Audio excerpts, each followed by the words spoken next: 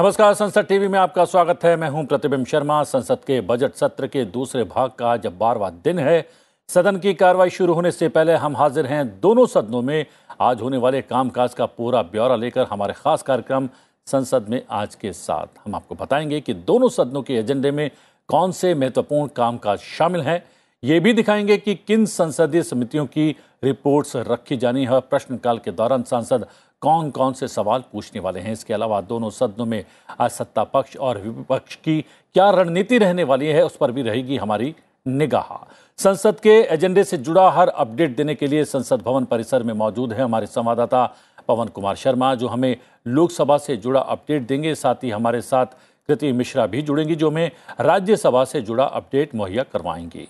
वहीं स्टूडियो में फिलहाल हमारे साथ मौजूद है वरिष्ठ पत्रकार रोशन लाल गौड़। जी हां, चर्चा शुरू करेंगे उससे पहले नजर डाल लेते हैं हेडलाइंस पर। लोकसभा में आज एक विधेयक पेश किया जाएगा और 2 विधेयक विचार और पारित किए जाने के लिए रखे जाएंगे।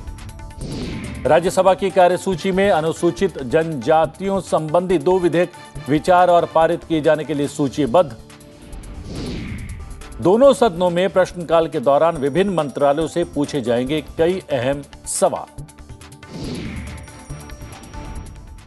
चर्चा शुरू करने से पहले आइए देखते हैं लोकसभा में आज यानी कि बजट सत्र के दूसरे चरण के 12वें दिन क्या कुछ रहने वाला है खास। लोकसभा की कार्यसूची में आज विधेयक पेश किए जाने के लिए सूचीबद्ध है। सदन में वन संरक्षण संशोधन विधेयक 2023 को पेश किया जाएगा। लोकसभा में आज 2 विधेयक विचार और पारित किए जाने के लिए भी सूचीबद्ध हैं। कोयला और खान मंत्री प्रहलाद जोशी मंत्रालय से पूछे गए प्रश्न के उत्तर में शुद्धि संबंधी वक्तव्य देंगे। विज्ञान और प्रौद्योगिकी मंत्री डॉक्टर जितेंद्र सिंह मंत्रालय की अनुदानों की मांगों के संबंध में वक्तव्य देंगे। संस्कृति राज्य मंत्री अर्जुन राम मेघवाल मंत्रालय की अनुदानों की मांगों के संबंध में वक्तव्य देंगे। आयुष राज्य मंत्री डॉक्टर मुंजपरा महेंद्र भाई मंत्रालय की अनुदानों की मांगों के संबंध में वक्तव्य देने वाले हैं। सदन में प्रश्नकाल के दौरान अहम प्रश्न पूछे जाएंगे। विभिन्न अहम पत्र सभा पटल पर रखे जाना और नियम 377 के अधीन लोकहित के मुद्दों पर चर्चा होना भी सूचीबद्ध है। साथ ही सांसद रवनीत सिंह सभा की बैठकों से सदस्यों की अनुपस्थिति संबंधी समिति का कार्यवाही सारांश सभा पटल पर रखेंगे। इसके साथ ही लोकसभा में स्थायी समिति से संबंधी प्रतिवेदन भी पेश किए जाएंगे। सांसद परबत भाई सवा भाई पटेल जल संसाधन संबंधी स्थायी समिति का प्रतिवेदन सदन में पेश करने वाले हैं।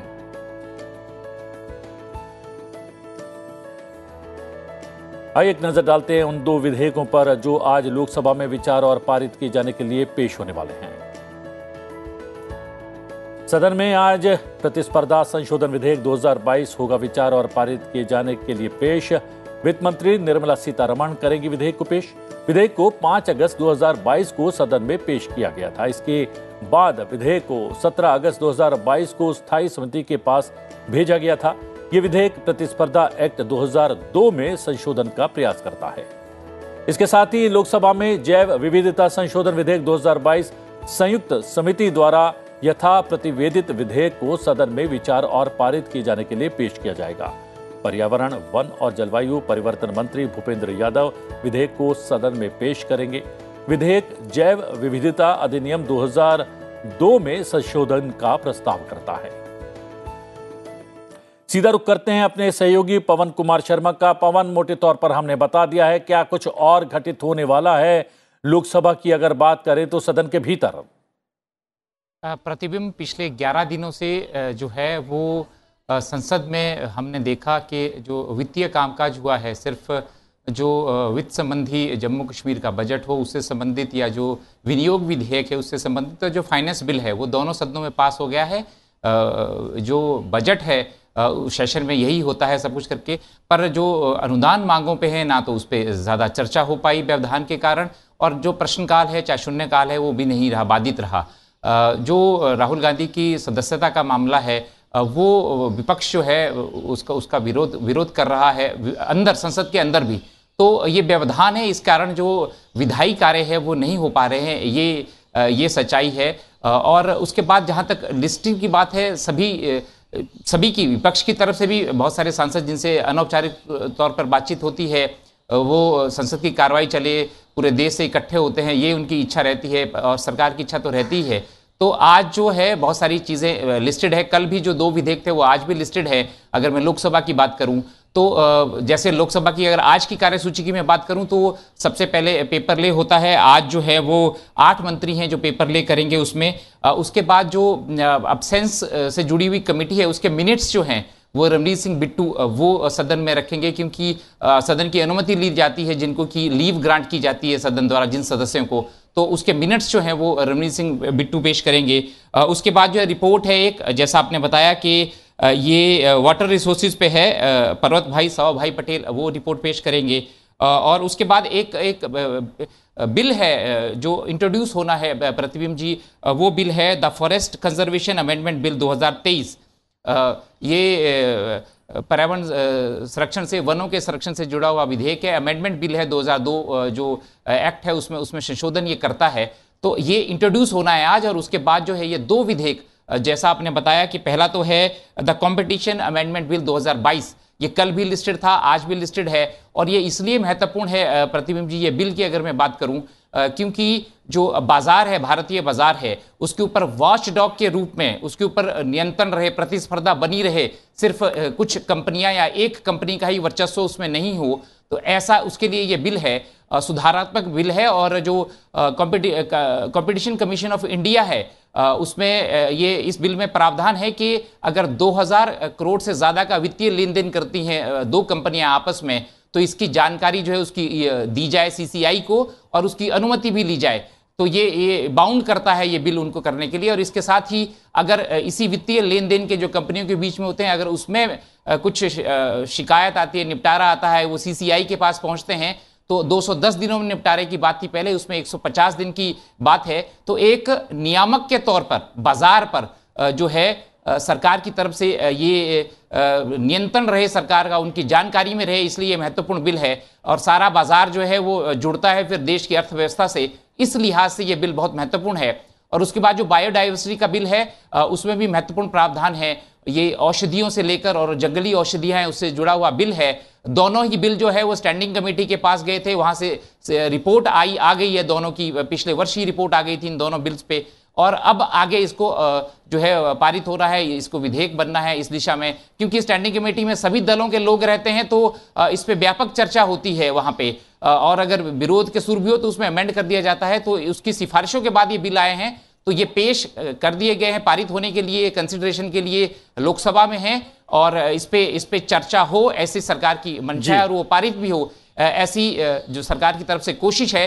पर देखते हैं कि जैसा व्यवधान बना पड़ा है विपक्ष की तरफ से, जिस तरह का रवैया है वो कितना चल पाता है हमारे दोनों ही सदन, ये देखने वाली बात होगी। जी जी पवन, आप हमारे साथ बने रहिएगा। प्रश्नकाल के प्रश्न के बारे में आपसे जानकारी हासिल करने के लिए आपके पास फिर से आएंगे, लेकिन हमारे साथ जुड़ गए हैं राजदीप रॉय, बीजेपी के माननीय सांसद, आपका स्वागत है। अगर बात की जाए यहाँ पर 3 विधेयकों की बात की, एक विधेयक आज पेश किया जाने वाला है, वन संरक्षण संशोधन विधेयक है। वन संरक्षण को लेकर इसलिए भी ये महत्व का विधेयक है क्योंकि न केवल वन संरक्षण केवल वनों के लिए, वन्य जीवों के लिए बहुत महत्व रखता है, साथ ही साथ ये संरक्षण जलवायु परिवर्तन पर कहीं ना कहीं लगाम लगाने के लिए भी नितांत आवश्यक है। क्या मानना है आपका राजदीप जी? अब देखिए, आज क्लाइमेट चेंज एक बड़ा इशू बन के उभर के आया हुआ है और हमारी जो कमिटमेंट है पेरिस 2015 की जो रिकमेंडेशंस है, उसके बाद हमारे देश की प्रधानमंत्री COP26 ग्लासगो में जाके पंचामृत उन्होंने कमिट करके आए हैं। तो हम लोगों का देश का पुराना जो हमारा सांस्कृतिक इतिहास है, हम पर्यावरण का साथ रहते हुए एक साथ हम पले बड़े और एक साथ रह के आए। तो हमारा ये जो कॉन्क्रीट अर्बनाइजेशन हो रहा है, उसमें कहीं ना कहीं पे हम लोगों को लगता है कि पर्यावरण को जितना रिस्पेक्ट दे के ये सब होना चाहिए था, कभी कभार नहीं हो रहा था। तो जो भी है, आज हमारी सरकार इसमें सोच रहा है, हमारा सरकार नेट ज़ीरो एमिशन पे कमिटेड है। ग्रीन हाउस गैस एमिशन को कैसे कम किया जाए ओजोन लेयर को कैसे प्रिजर्व किया जाए, और हमारे देश के जो ये कोल बेस्ड फॉसिल फ्यूल है इसको कैसे कम किया जाए, उसका ऊपर भी हमारा सरकार का चिंता है। और हम आशा करते हैं सरकार इस पे कायम है। और ये जो विधेयक के बात आप कर रहे हैं आज पेश होने वाला है, it is very important. forest and environment needs to be protected. We have a huge population, 140 crore. उसका रसद होना चाहिए, उसका जो एनर्जी है, एनर्जी का सोर्स भी हम लोगों को रखना चाहिए। तो मेरे ख्याल से दिस इज़ वेरी इंपॉर्टेंट, और ये पास भी करेंगे हमारी सरकार। रोशन जी, पिछले दिनों एक रिपोर्ट आई थी, उसमें विकसित राष्ट्रों में वन क्षेत्र थोड़ा सा सिकुड़ रहे हैं। भारत में स्थिति थोड़ी सी पिछले कुछ वर्षों में बेहतर हुई है। किन वजहों से बेहतर हुई है, क्या कुछ कदम उठाए गए हैं, एक बात। और विधेयक में इस वन संरक्षण संशोधन विधेयक में क्या कुछ समाहित होगा, क्या इस पर प्रकाश डाल सकते हैं? देखिए, जो हमारी पृथ्वी है उसका कुल 2% हिस्सा ऐसा है जिसमें पॉपुलेशन रहती है, और चूँकि पॉपुलेशन बढ़ रही है तो वो जंगलों को जो खेती योग्य हम ज़मीन बनाते हैं वो जंगलों से ही हम लोग इस्तेमाल कर रहे हैं। जो भारत का 1% बढ़ा है वो मामूली सा बढ़ा है। वो इसलिए बढ़ा कि हमारे यहाँ जो ट्री कवर है, यानी जो हमारे यहाँ वृक्षारोपण बहुत ज़्यादा हो रहा है, उसके कारण ट्री कवर बढ़ा है और उसके कारण वन क्षेत्र में वृद्धि हुई है। तो ये बहुत ही अच्छा एक पॉजिटिव है कि अगर हम जंगलों की तरफ हम लोग आश्रित हैं, हम जंगलों से सब कुछ ले रहे हैं, जंगलों का कटान भी कर रहे हैं, लेकिन हम पेड़ लगा कर उसकी भरपाई कर रहे हैं।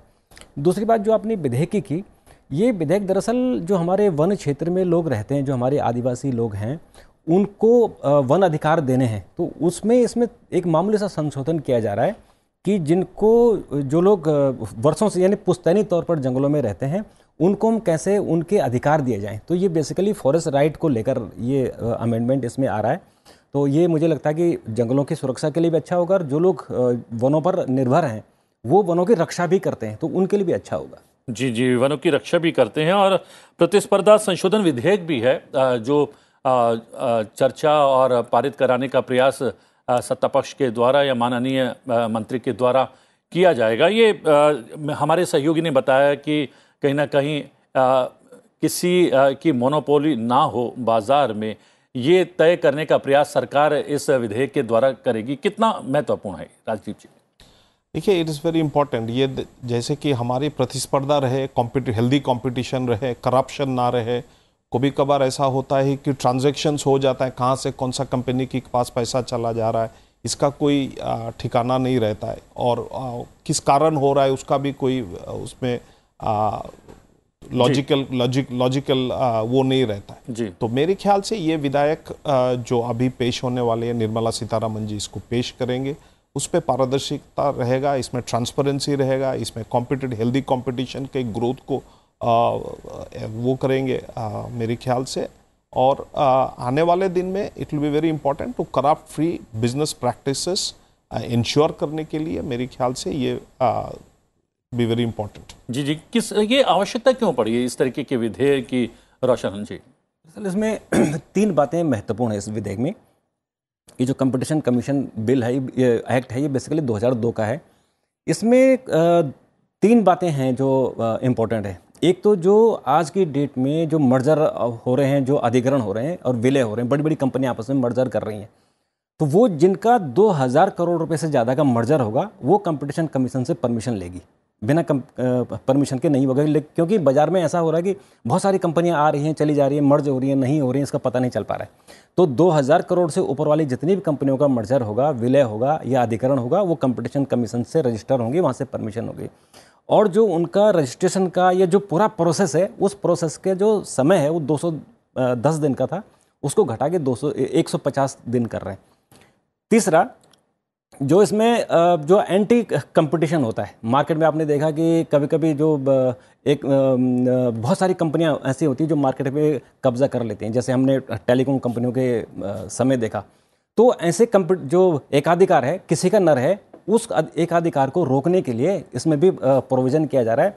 उनके दंड को और उनके जो सज़ा है उसमें भी संशोधन किया जा रहा है, ताकि मार्केट में एक हेल्दी कंपटीशन रहे। जी जी, कई बार देखा गया है कि विलय से जो 2 कंपनियों के बीच विलय होता है, उससे दोनों कंपनियों के एम्प्लॉयज़ को कई बार लाभ भी हो जाता है, लेकिन बहुत बार देखा गया है कि उनको परेशानी से ही दो चार होना पड़ता है। क्या उनकी परेशानी को भी ये विधेयक कहीं ना कहीं एड्रेस करता है? उनकी परेशानी भी इसमें समाहित रहेगी क्या? दरअसल हमारे यहाँ दो तरह के लॉ हैं। एक तो लॉ है जो कंपटीशन कमीशन का है कि अगर वो मर्जर करते हैं फिर हमारा जो फाइनेंस मिनिस्ट्री है वो अलग देखती है, और तीसरा जो हमारा लेबर मिनिस्ट्री के जो लेबर कोड है वो अलग देखते हैं। तो ये जो जब मर्जर होते हैं तो इस बात का पूरा ध्यान रखा जाता है कि दोनों के एम्प्लॉय कितने हैं, उसमें से अगर छटनी होगी तो छटनी में उनको क्या लाभ दिया जाएगा, अगर उनको कहीं खपा सकते हैं तो कैसे खपाएंगे। तो मेन फोकस रहता है कि छटनी कम से कम हो।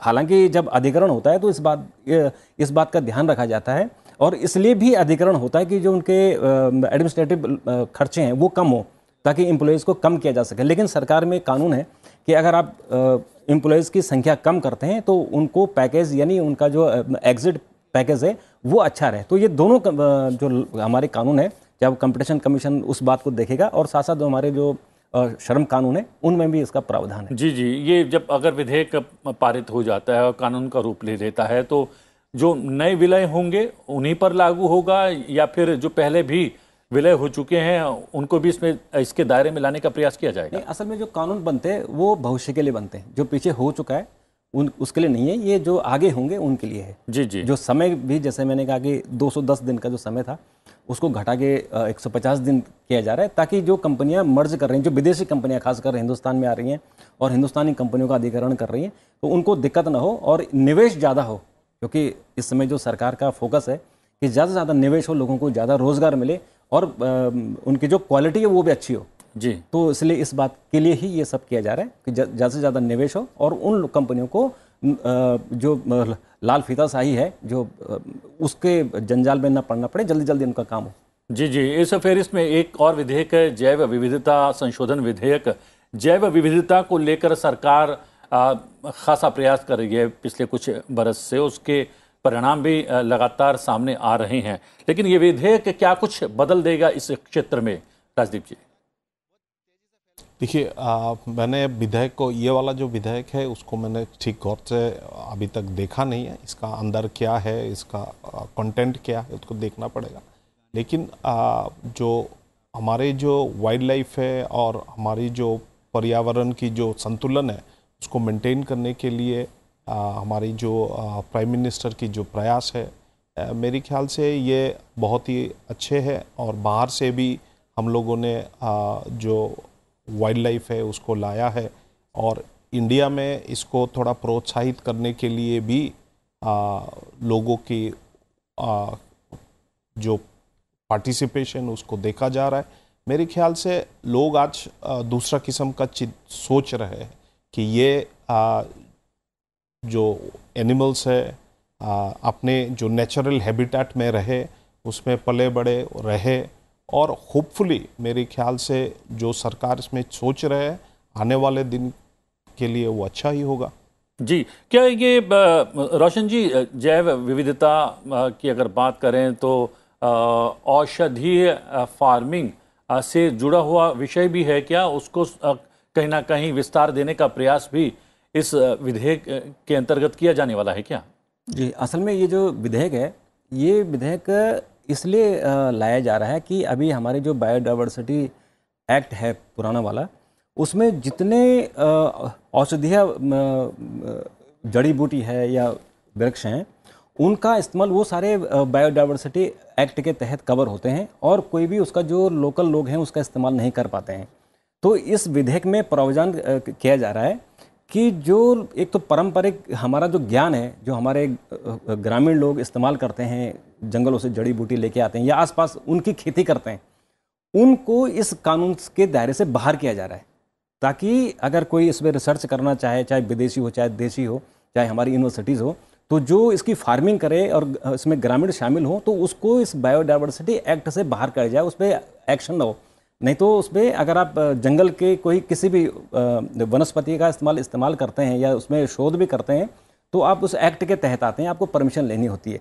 और अगर आप ग्रामीण क्षेत्र में करेंगे इस कानून के, इस विधेयक के पास होने के बाद, तो आप उसकी फार्मिंग भी कर सकते हैं और उसमें रिसर्च भी कर सकते हैं और उसकी पारंपरिक जो हमारा ज्ञान है उस ज्ञान के हिसाब से उसका इस्तेमाल भी कर सकते हैं। जी। तो इस हिसाब से जो लोकल लोग हैं उनके लिए इसका बड़ा बेनिफिट होगा, क्योंकि अभी तक जो भी लोग अपने पारंपरिक ज्ञान के आधार पर और जो जड़ी बूटियों का इस्तेमाल करते हैं वो कहीं ना कहीं इस दायरे में आ जाते हैं, इस कानून के दायरे में आ जाते हैं, फिर उनको दिक्कतों का सामना करना पड़ता है। हमारी जो पारंपरिक चिकित्सा पद्धति है उसने कोविड काल में कहीं ना कहीं पूरे विश्व में अपना लोहा मनवाया है। क्या उसको भी लाभ होगा इस विधेयक से, उसका भी कुछ विस्तार होगा?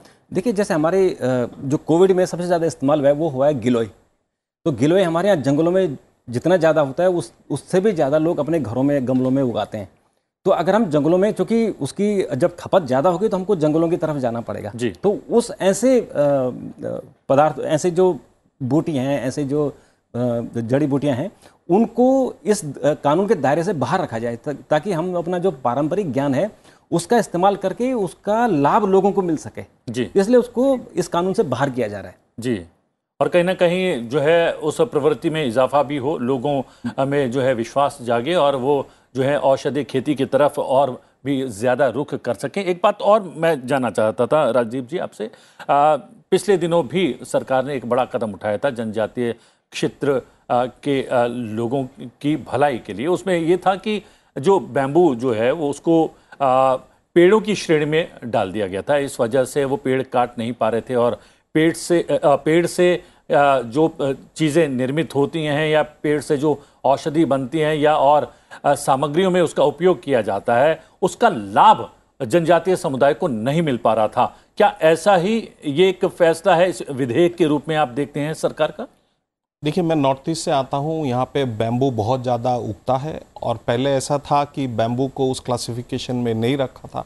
अभी एग्रीकल्चरल उसमें आ गया, लोग बैम्बू की खेती कर सकते हैं। बाकी जो औषधि है, जो हमारे पुराने ट्रेडिशनल ज्ञान है, जैसे हमारे साथी ने अभी बोला, जो पुराना जो ट्रेडिशनल नॉलेज है, ट्रेडिशनल नॉलेज को कैसे आगे लिया जाए और जो गांव में बसे हुए लोग हैं जो ट्रेडिशनल खेती करते हैं, ऑर्गेनिक फार्मिंग करते हैं, उसका जो छोटे छोटे जो पौधे होते हैं जिसका बड़ा प्रोडक्शन नहीं होता है, जिसका छोटे छोटे प्रोडक्शन होता है, जैसे कि हमने देखा है कि चाय बागान के सामने एक यूकलिप्टस की वो होता है कल्टीवेशन, और यूकलिप्टस की कल्टीवेशन से यूकलिप्टस की तेल निकाला जाता है। वो तेल से काफ़ी बहुत चीज़ का ट्रीटमेंट होता है और ये यूकलिप्टस की को दूसरा किसी भी चीज़ में उसका मिक्स करके औषधि के रूप में इसको, तो मेरे ख्याल से आज का दिन में जो ये हमारे सरकार जो सोच रहे हैं, सरकार जो चिंता कर रहे हैं और जो विधेयक ला रहे हैं और नया कानून बन रहा है, ये जो ऑर्गेनिक फार्मिंग करने वाले, छोटे छोटे फार्मिंग करने वाले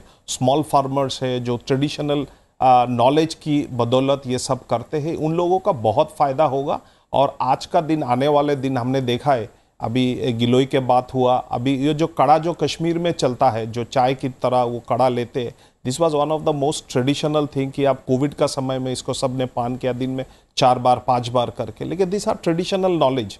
तो मेरे ख्याल से ये जो अभी फार्मिंग का उस पर लोकल फार्मिंग, ट्रेडिशनल फार्मिंग, इसके ऊपर जो औषधि है उसके ऊपर जो ये नया कानून बन रहा है, मेरे ख्याल से इसको थोड़ा इन लोगों का स्मॉल ग्रोवर, स्मॉल फार्मर्स का इनकम भी बढ़ाने का कोशिश करें। जी जी, चलिए नजर डाल लेते हैं राज्यसभा की आज की कार्यसूची में कौन कौन से कार्य सूचीबद्ध हैं उस पर।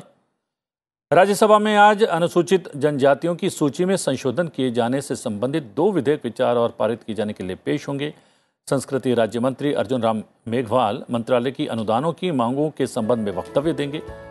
आयुष राज्य मंत्री डॉक्टर मुंजपरा महेंद्र भाई मंत्रालय की अनुदानों की मांगों के संबंध में वक्तव्य देने वाले हैं।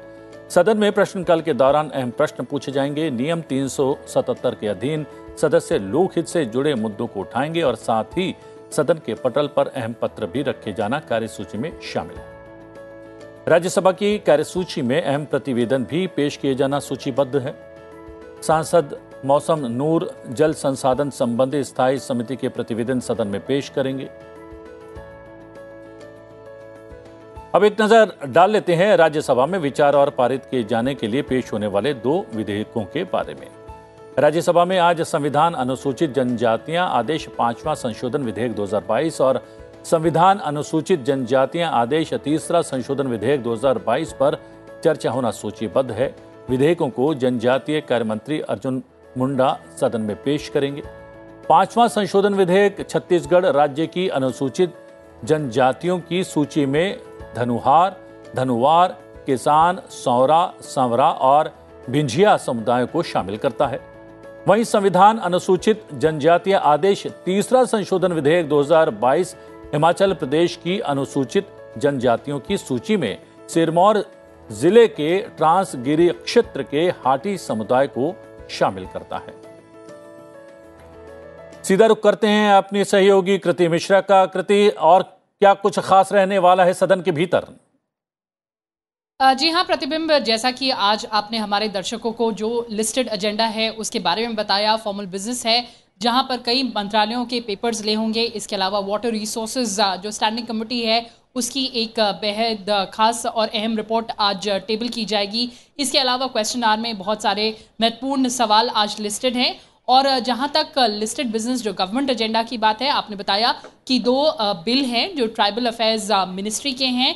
एक constitutional schedule tribes order amendment bill 5th और 3rd। देखिए ये बिल पहले ही लोकसभा से पारित हो चुके हैं और जैसा कि हमने अपने दर्शकों को बताया कि इस लिस्ट में जो हिमाचल प्रदेश में ट्राइब्स हैं और साथ ही साथ छत्तीसगढ़ में ट्राइब्स हैं उसमें एडिशन की बात कही गई है। देखिए सरकार का लगातार बहुत ज़्यादा फोकस रहा है ट्राइबल अफेयर्स पर। अगर हम इस साल के बजट की बात करें तो तकरीबन 12,000 करोड़ आवंटित किए गए हैं जो रिवाइज एस्टिमेट से तकरीबन 70% ज़्यादा हैं। सरकार लगातार फोकस कर रही है कि जो एकलव्य मॉडल ऑफ स्कूल है, इसके अलावा सिकल सेल एनीमिया उसको कैसे मिटाया जा सके ट्राइबल एरियाज़ में, काफ़ी ज़्यादा फोकस है सरकार का। जब ये बिल पारित हो रहा था तो हमने देखा था कि लोकसभा में किस तरह से जो ट्राइबल अफेयर्स मंत्री है अर्जुन मुंडा जी ने उन्होंने अपना वक्तव्य दिया था और वो सारे अचीवमेंट्स जो सरकार के हैं, जो आगे की कोशिशें हैं, जो आगे के रोड मैप हैं, उसको लिस्ट आउट किया गया था। तो अगर आज सदन की कार्रवाई सुचारू रूप से चलती है तो इन बिलों पर चर्चा हो सकती है। लेकिन देखिए हम जैसा कि देख रहे हैं पिछले कई हफ्तों से लगातार गतिरोध बना हुआ है सत्ता पक्ष और विपक्ष में। अगर हम राज्यसभा चेयरमैन जगदीप धनखड़ जी की बात करें तो 3 मीटिंग उन्होंने पहले ही ले ली है फ्लोर लीडर्स के साथ, जहां पर उन्होंने सत्ता पक्ष और विपक्ष दोनों से आग्रह किया है कि किसी तरह से एक सहमति पर आए ताकि सदन की कार्रवाई चल सके। उन्होंने लगातार सदन में भी ये कहा है कि जो हाउस है वो डिबेट, डिस्कशन, डेलिब्रेशन के लिए है, ना कि डिस्ट्रप्शन के लिए है। उन्होंने ये भी कहा कि लगातार जनता, जो देश की 1.4 बिलियन जनता है, वो हमें देख रही है, उम्मीद से देख रही है, आशा से देख रही है और अगर हर रोज़ डिस्ट्रप्शन होगा तो इसका मैसेज अच्छा नहीं जाता। उन्होंने एक बार सदन में ये भी कहा था कि सत्ता पक्ष और विपक्ष एक साथ बैठें और इसका कोई ना कोई आगे समाधान निकालें। तो अब देखना होगा कि किस तरह से दोनों साइड्स का स्टैंड रहता है और सदन की कार्रवाई चल पाती है या फिर नहीं। जी कृति, बहुत बहुत धन्यवाद। कृति मिश्रा हमारी सहयोगी बता रही थी कि आज कुछ संभावित है राज्यसभा की कार्यसूची की। अगर बात करें संविधान अनुसूचित जनजातीय आदेश की संशोधन विधेयक की, तो क्या रोशन जी इसमें कुछ जातियों को समाहित किए जाने के लिए ही ये संशोधन विधेयक है या फिर कुछ जातियों को इस श्रेणी से बाहर करने का भी एक प्रयास है या फिर वो एक्सरसाइज भी इसमें समाहित है? देखिए पिछले हम 5-6 सालों से देख रहे हैं कि जो आदिवासी क्षेत्रों से मांग आती थी, राज्यों की तरफ से डिमांड होती थी कि उनकी कुछ ऐसी जातियां हैं जो छूट गई हैं उनको आदिवासी में शामिल करने के लिए। तो सरकार ने समय समय पर उसमें संशोधन करने के लिए विधेयक लाए हैं और मुझे लगता है कि इस 5-6 सालों में बहुत ज़्यादा इसमें जातियां शामिल हुई हैं। जो आज 2 विधेयक हैं उसमें एक तो हिमाचल के जो हाटी समुदाय है वो लगभग 1,60,000 उनकी संख्या है जो सिरमौर जिले के हैं, ट्रांसगिरी क्षेत्र में वो रह गए थे, तो उनको भी शामिल किया जाएगा। इससे पहले अगर आपने पिछले वाला सत्र में देखा होगा कि जो गद्दी समुदाय था उसको भी शामिल कर दिया था, क्योंकि वो उत्तराखंड का जो हिस्सा था उसमें आदिवासी थे लेकिन हिमाचल के हिस्से में नहीं थे, तो उनको भी शामिल कर लिया गया था। इस बार जो हाथी छूट गए थे उनको अब शामिल कर लिया जाएगा। और ऐसे जो छत्तीसगढ़ की एक बिंजिया समुदाय है वो छत्तीसगढ़ में आदिवासी नहीं है लेकिन उड़ीसा में और झारखंड में आदिवासी है, तो इसलिए छत्तीसगढ़ से भी ये डिमांड थी कि उनको यहाँ भी आदिवासी का दर्जा दिया जाए। तो आज वो विधेयक पेश हो जाएगा, तो दोनों को मुझे लगता है कि वो लोकसभा से पहले ही पास हो चुके हैं, तो यहाँ भी उनको पास करने में कोई दिक्कत नहीं होगी। और जैसे अभी इससे पहले हम चर्चा कर रहे थे कि 3 महत्वपूर्ण विधेयक जो आज आ रहे हैं, 2 लोकसभा में, एक तो बायोलॉजिकल अमेंडमेंट बिल है और दूसरा जो फॉरेस्ट कंजर्वेशन एक्ट है अमेंडमेंट बिल है।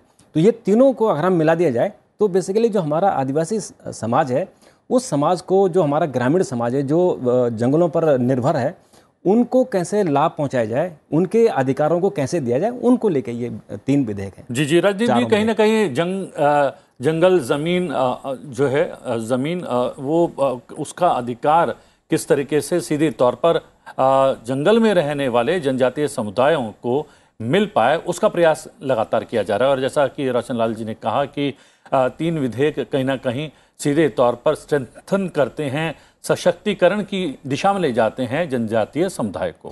देखिए, हमारी सरकार की ये कमिटमेंट है। जब भी हम पहले सरकार आए, अभी मोदी जी की 9 साल होने वाला है, उसका पहले भी जब अटल जी एनडीए सरकार लीड कर रहे थे 6 साल तक, हमने देखा है कि हमारा जो पॉलिसी है, जो अनरिप्रेजेंटेड कम्युनिटी है, जो पिछड़े पड़े हुए समाज है, जो पहाड़ों में रहता है, पहाड़ों की जो साधन है, संसाधन है, उसके ऊपर डिपेंडेंट है, चाहे वो खेती हो, कृषि हो, फिशरी हो, या नेचुरल वो जो फूड हैबिट्स हो, उसको कैसे इन लोगों को थोड़ा हेल्प किया जाए, सरकार की तरफ से थोड़ा मदद किया जाए। तो कभी कभार हम नहीं कह रहे, किसी को दोष नहीं दे रहे, लेकिन they remain unrepresented for a long time. इन लोगों का रिप्रेजेंटेशन नहीं हुआ, इन लोगों का जो प्रगति होना चाहिए था वो नहीं हुआ।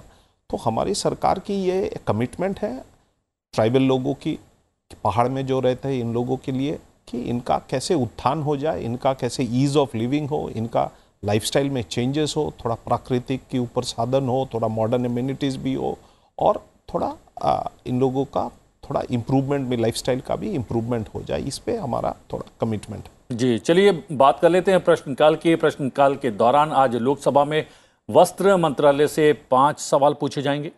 वस्त्र मंत्रालय से एक प्रश्न वस्त्र उद्योग में नवीकरणीय ऊर्जा के उपयोग के संबंध में किया जाएगा। साथ ही एक प्रश्न तमिलनाडु में नए वस्त्र पार्क स्थापित किए जाने से संबंधित होगा। इसके साथ ही प्रश्नकाल के दौरान रेल मंत्रालय से भी 4 प्रश्न पूछे जाने हैं। रेल मंत्रालय से किसान रेल सेवा से संबंधित प्रश्न पूछा जाना है। साथ ही वरिष्ठ नागरिकों को रेल टिकटों में दी जा रही छूट से संबंधित सवाल भी पूछा जाएगा। पवन, 2-3 सवाल हमने बता दिए हैं, बहुत महत्व के सवाल हैं जो संबंधित मंत्रालय से आज पूछे जाने वाले हैं प्रश्नकाल के दौरान। इसके अतिरिक्त और कौन से अलग अलग प्रश्न हैं जो अलग अलग मंत्रालयों से पूछे जाने हैं?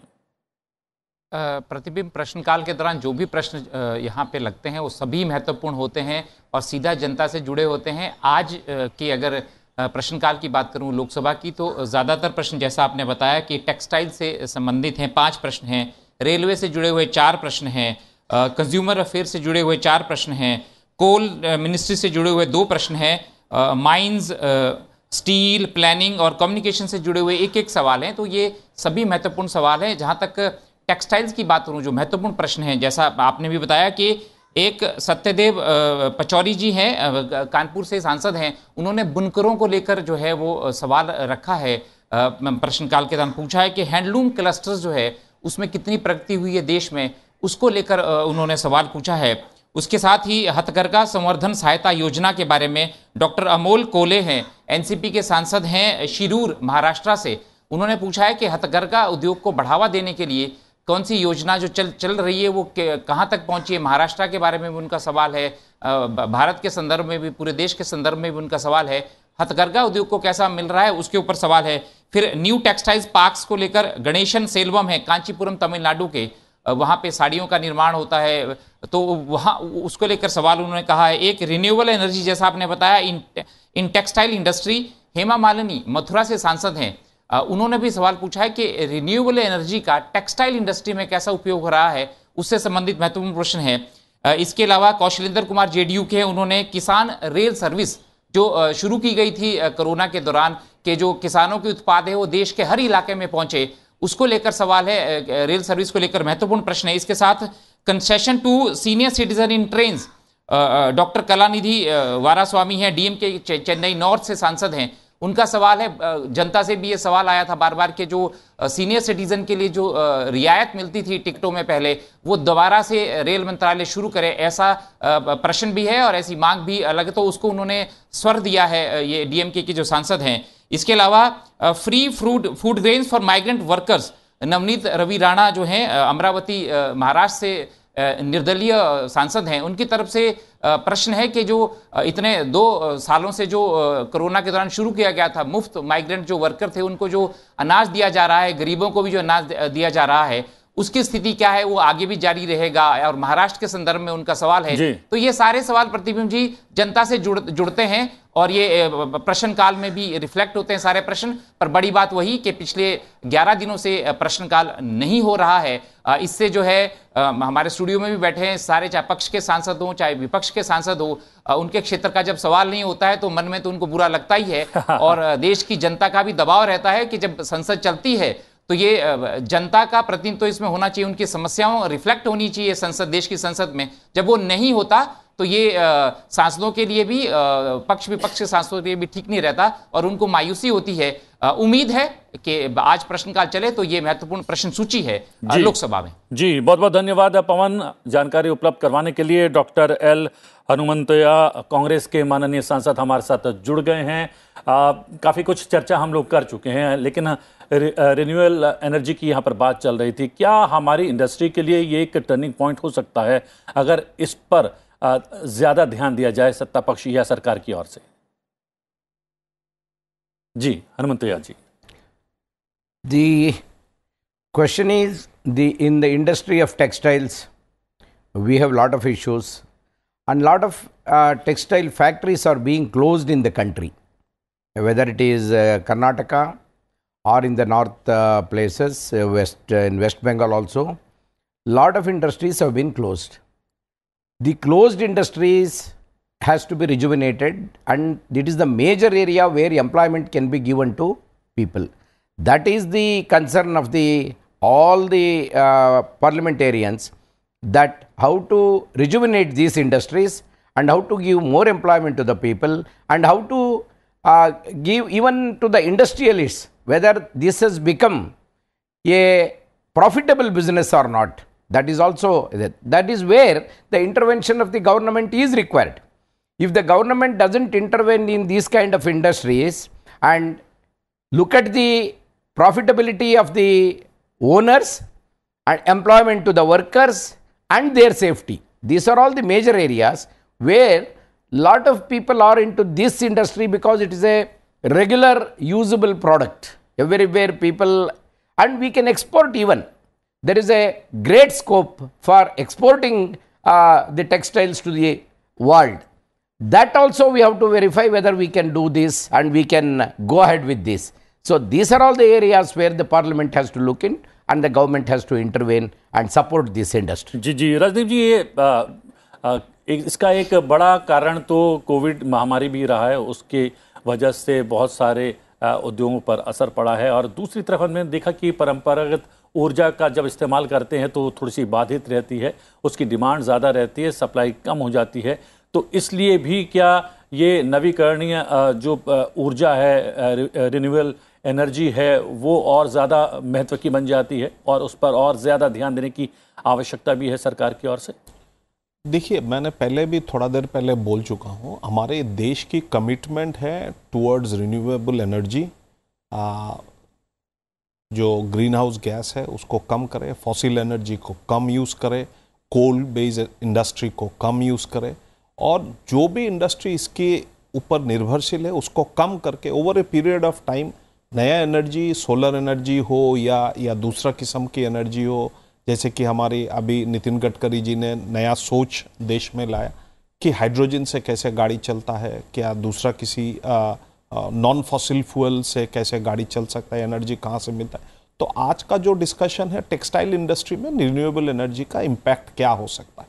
ऑब्वियसली अभी डॉक्टर एल हनुमंतैया ने जैसे बात बोला है कि हमारे एम्प्लॉयबिलिटी को भी देखना है, प्रोडक्टिविटी को भी देखना है, और there are few states in the country जहाँ पे ये textile industry has been a major industry, like Tamil Nadu. आज मान लीजिए मैं असम से आता हूँ, असम के जो गमछा हमारे जो बनता है वो ट्रेडिशनल घर में, गांव घर में महिला लोग बनाते थे, लेकिन बल्क प्रोडक्शन कहाँ होता है? चेन्नई में होता है।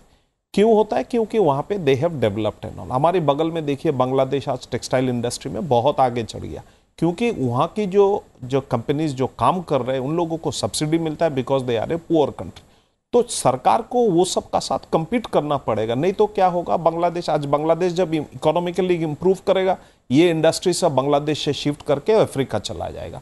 हमारे देश में जो जो स्टेट्स ऐसे हैं, जैसे कि हो तमिलनाडु हो, कर्नाटक हो, उत्तर प्रदेश हो, नॉर्थ ईस्ट की जो बुनकर है, they are also doing traditionally good business, good weaving. तो इस पे सोलर एनर्जी का इस्तेमाल कैसे हो सकता है, दूसरा source of energy non coal based energy को लगा के कैसे लूम्स को चलाया जाए, कैसे थोड़ा लार्जर प्रोडक्शन के लिए मशीनरी को चलाया जाए, उस पर सरकार को सब्सिडी देना है, नया कानून बनाना है, जैसे कि इन लोगों को प्रोत्साहित करे, लोग more and more comes to the industry, more employment is generated and people get benefit also financially. So obviously these are new areas which needs to be this thing, and in a competition market we need to be competing with other countries also. जी, चलिए अब बात कर लेते हैं राज्यसभा की भी। राज्यसभा में पूछे जाने वाले सवालों की अगर बात की जाए तो शिक्षा मंत्रालय से 5 सवाल पूछे जाने हैं। इन सवालों में से एक सवाल स्कूली शिक्षा की गुणवत्ता में सुधार लाने के लिए विश्व बैंक के साथ समझौते से संबंधित होगा। प्रश्नकाल के माध्यम से समझौते के तहत दी गई वित्तीय सहायता के बारे में जानकारी मांगी जाएगी। इसके साथ ही आज सड़क परिवहन और राजमार्ग मंत्रालय से भी 4 प्रश्न पूछे जाने हैं। प्रश्न के माध्यम से राष्ट्रीय राजमार्ग के रखरखाव और विकास के लिए निधि से जुड़ा हुआ सवाल पूछा जाएगा। साथ ही इसके लिए राज्यवार आवंटित धनराशि के बारे में पूछा जाएगा। कृति हमारी सहयोगी एक बार फिर से हमारे साथ जुड़ी हुई हैं। कृति, प्रश्नकाल की बात करें, कुछ प्रश्नों की जानकारी हमने उपलब्ध करवा दी है, इसके अतिरिक्त भी कुछ महत्व के प्रश्न आज पूछे जाने हैं। जी हाँ प्रतिबिंब, सबसे पहले अपने दर्शकों को बता देते हैं कि आज वेंसडे का दिन है और कौन कौन से मंत्रालय लिस्टेड हैं राज्यसभा में क्वेश्चन आवर के लिए। तो देखिए, सबसे पहले कोऑपरेशन, होम अफेयर्स, इसके अलावा अगर हम बात करें बाकी मंत्रालयों की तो एजुकेशन है, रूरल डेवलपमेंट है, पंचायती राज है, सोशल जस्टिस एंड एम्पावरमेंट है, ट्राइबल अफेयर्स है, वुमेन एंड चाइल्ड डेवलपमेंट है, रोड ट्रांसपोर्ट, हाईवेज। काफ़ी अहम सवाल पूछे जाएंगे, जैसा कि आपने बताया कि वर्ल्ड बैंक से किस तरह से वित्तीय सहायता मिल रही है एजुकेशन को इम्प्रूव करने के लिए। उसके साथ ही साथ टीचर प्यूपल रेशियो कितना है देश में, उसको इम्प्रूव करने के लिए और सरकार क्या कदम उठा रही है, इसका ये सवाल भी किया जाएगा जो लिस्टेड है आज राज्यसभा की कार्यसूची जो क्वेश्चन आवर है। उसके अलावा अगर हम बात करें तो जो नेशनल हाईवेज है उनको ग्रीन हाईवेज कैसे बनाया जाए, साथ ही जो व्हीकल स्क्रैपेज पॉलिसी सरकार लाई है उसमें जो टॉक्सिन मटेरियल निकलते हैं उसको डिस्पोज ऑफ करने के लिए सरकार के पास क्या रोड मैप है। आपको याद होगा कि बैटरी स्वॉपेज पॉलिसी भी लाई है सरकार, ईवी जो पूरा ईवी इकोसिस्टम है देश में उसको आगे बढ़ाने के लिए, तो उसके लिए सरकार के पास क्या रोड मैप है। एक बहुत ही संवेदनशील सवाल पूछा जाएगा आज वुमेन एंड चाइल्ड डेवलपमेंट मंत्रालय से कि जो ऑर्फन बच्चे हैं उनकी देखरेख के लिए, उनकी एजुकेशन के लिए, उनके फ्यूचर के लिए किस तरह से कदम उठाया जा रहा है। और साथ ही पंचायती राज मंत्रालय से भी एक बेहद महत्वपूर्ण सवाल पूछा जाएगा कि किस तरह का फंड एलोकेशन किया जा रहा है। तो ये बेहद अहम सवाल पूछे जाएंगे और लगातार जैसा कि सब कहते आए हैं कि क्वेश्चन आवर बहुत ज़रूरी है सरकार की अकाउंटेबिलिटी फिक्स करने के लिए। तो अब देखना होगा कि इन लिस्टेड जो सवाल हैं उनमें से कितने सवाल आज सदन पर पूछे जाते हैं। कृति, बहुत बहुत धन्यवाद। कौन कौन से प्रश्न आज पूछे जाएंगे उस पर प्रकाश डालने के लिए। हनुमंतैया जी, यहाँ पर एक सवाल बहुत महत्व का है जो एजुकेशन मिनिस्टर से पूछा जाने वाला है। एजुकेशन क्वालिटी स्कूल एजुकेशन के बारे में कितना महत्व रखता है, कितना इम्पोर्टेंट है ये सवाल? This is a very very important question which is being asked by all the states. Education is in the concurrent list, as all of us knows. States also has to take initiative in improving the education. The major problem in the education system is there are about 14.5 lakh schools in the country, out of which 10 lakh schools are government run schools and about 4 lakh central government CBSE and also Navodaya schools and other and private schools also. But in this, what is happening, the infrastructure in the government schools across the country is a major concern. Unless we improve the infrastructure in the schools, we cannot build a good and sensitive and futuristic education system for the country. That is a very important issue. But somehow I don't understand. The Kendriya Vidyalaya and Navodaya schools are better. are really good. Not only better, it is good. The fund flowing into this area is good, actually sufficient also. But whereas in the government schools, which are in a big number, which are in lakhs of schools are running across our villages, we are facing lot of problems. We don't have classrooms. Forget about smart class. Ordinary classrooms we don't have. Toilets we don't have. Playgrounds we don't have. Playing materials we don't have. So when this is the condition, how to teach? And our teachers are not properly trained. That is another important area where the government has to take the concept. जी So my problem today is, whoever is the person, state government as well as the central government, milk it together, jointly, they should come out with a project to improve the government schools across the states. जी If you don't do this, whatever we are spending right now will be a namesake education system, but not effective and not a quality education system. Rajdeep ji, क्या इसमें राज्यों की भागीदारी निहित करनी पड़ेगी केंद्र सरकार को, एक बात, और दूसरी बात, क्या कॉरपोरेट को साथ लेकर शिक्षा की गुणवत्ता में सुधार लाया जा सकता है? You have raised a very important and interesting question and all. The role of state government is more important and all. In this case, the lower level education, the elementary level, the primary level, middle level, and then high school. Primarily, it is with the state. Though it is in a concurrent list, the higher education, the universities, and the Kendriya Vidyalayas are with the central government. And obviously, there has to be a coordination between the state and the central government. I come from the state of Assam, where there is a government which is being run by a very proactive education minister under the leadership of the chief minister, who is doing a commendable job. We have, after every 3 to 4 months, we have a system of marking and elucidating the performance of those schools in a way. That program is called Guna Utsav. So in Guna Utsav, what is done is that the government officers from any walks of life, be it an IAS officer, IPS, the local civil service of that state, they are sent to the particular school. They see, they rate, they are given a task. You mark them on certain issues and all. Attendance of the students, attendance of the teacher, the activities of the teacher, the activities of the student, the environment, whether there is a kitchen garden, whether there is a playground area, whether there are play materials. Everything is being judged, and every few months this is being sent to the state government. The state government is very proactive. Both the chief minister and the education minister are doing a commendable job. The education scenario in my state, as I can speak of, and in fact in the entire northeast, is improving. And as we find, coordination अगर बढ़ता है state और centre में, तो शिक्षा की गुणवत्ता में भी सुधार होगा। चलते चलते एक टिप्पणी, क्योंकि समय समाप्त हो रहा है, दोनों माननीय सांसदों को सदन की कार्रवाई में सम्मिलित होने के लिए जाना होगा। रोशन लाल गौड़ जी, हमने देखा कि नई शिक्षा नीति इंट्रोड्यूस की है सरकार ने हाल ही में, और क्या इन सब विषयों को उसमें एड्रेस किया गया है? एक छोटी सी टिप्पणी। बिल्कुल, देखिए, नई शिक्षा नीति में इसी बात का ध्यान रखा गया कि स्कूलों का इंफ्रास्ट्रक्चर डेवलप हो और उसकी जो शिक्षा की गुणवत्ता है वो बढ़े। तो इसीलिए जब आप उसकी गुणवत्ता बढ़ाते हैं, और विश्व बैंक ने कुछ उसमें मानदंड तय किए हैं, अगर आप उन मानदंडों पे ठीक से उभरते हैं तो फिर आपको सहायता भी मिलती है। तो कुल मिला के जो नई शिक्षा नीति है, वो शिक्षा को, और खासकर जो बेसिक शिक्षा है, उसका उत्थान कैसे हो, बच्चों को कैसे क्वालिटी एजुकेशन मिले, उस पर फोकस किया गया है। जी, चलिए, आपने प्रकाश डाला इस बिंदु पर, और आप तीनों विशेषज्ञ मेहमान कार्यक्रम में सम्मिलित हुए, बहुत सारे बिंदुओं पर प्रकाश डाला, बहुत सारी चर्चा सामने आई। बहुत बहुत धन्यवाद, थैंक यू वेरी मच। बात कर लेते हैं प्रश्नकाल की। आज लोकसभा में प्रश्नकाल के दौरान कोयला, संचार, उपभोक्ता मामले, खाद्य और सार्वजनिक वितरण, इलेक्ट्रॉनिक और सूचना प्रौद्योगिकी, खान योजना, रेल, इस्पात और वस्त्र मंत्रालय से जुड़े हुए प्रश्न पूछे जाएंगे। सांसद सत्यदेव पचौरी वस्त्र मंत्रालय से हथकरघा संकुलों की स्थापना से जुड़ा हुआ एक सवाल पूछेंगे। सांसद उत्तम कुमार नलमाड़ा रेड्डी उपभोक्ता मामले, खाद्य और सार्वजनिक वितरण मंत्रालय से तेलंगाना में बीपीएल परिवारों हेतु राशन से संबंधित सवाल पूछेंगे। सांसद डॉक्टर अमोल राम सिंह कोल्हे वस्त्र मंत्रालय से हथकरघा संवर्धन सहायता योजना से जुड़ा हुआ सवाल पूछेंगे। सांसद हेमा मालिनी वस्त्र मंत्रालय से वस्त्र उद्योग में नवीकरणीय ऊर्जा के उपयोग से संबंधित प्रश्न पूछेंगी। सांसद जी सेवलम वस्त्र मंत्रालय से नए वस्त्र पार्क की स्थापना से जुड़ा हुआ सवाल पूछेंगे।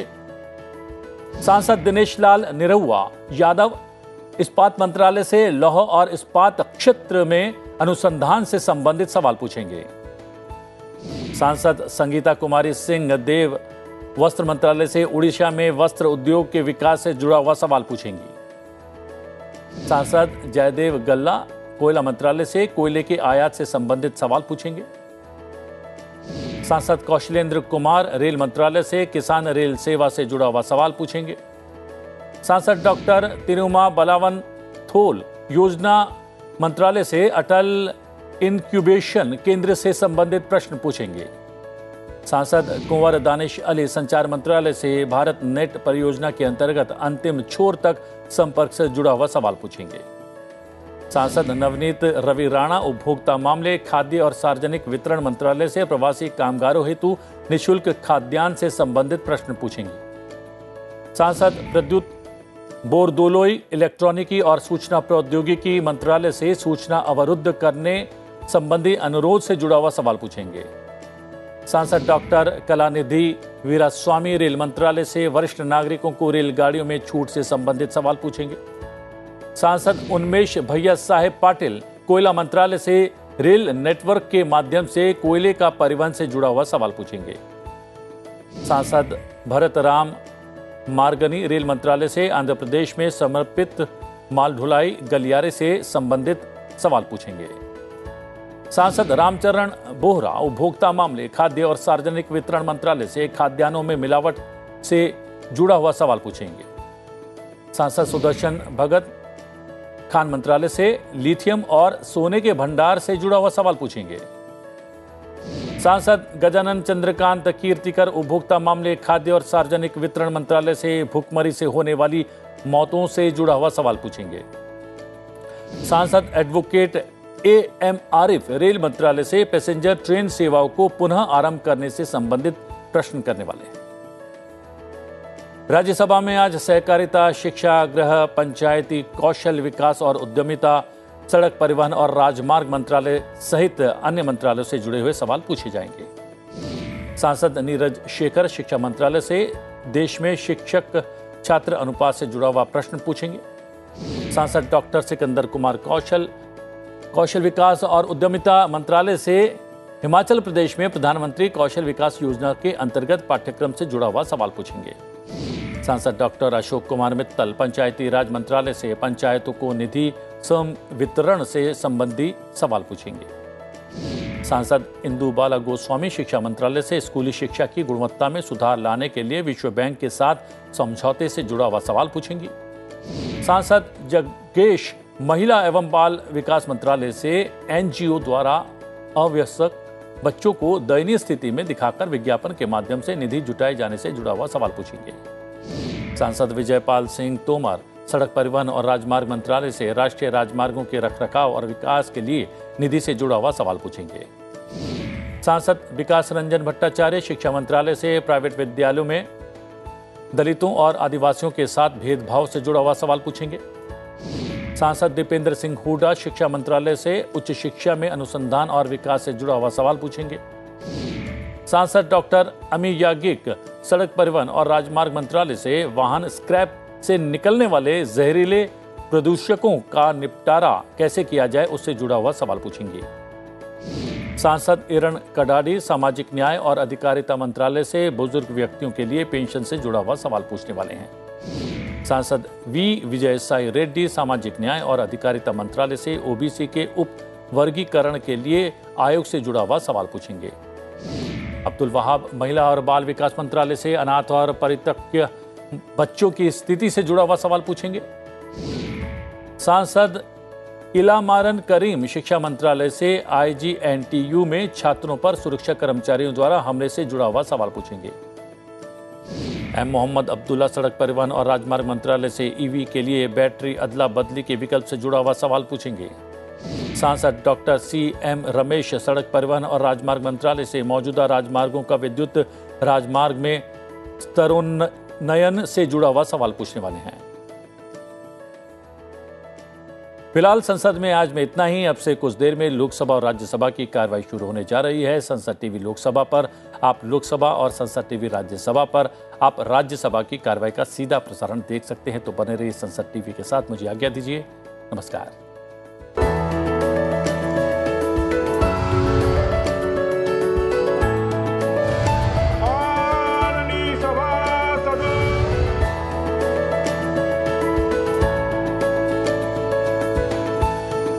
हम बातचीत करेंगे उस्ताद बिस्मिल्लाह खां युवा पुरस्कार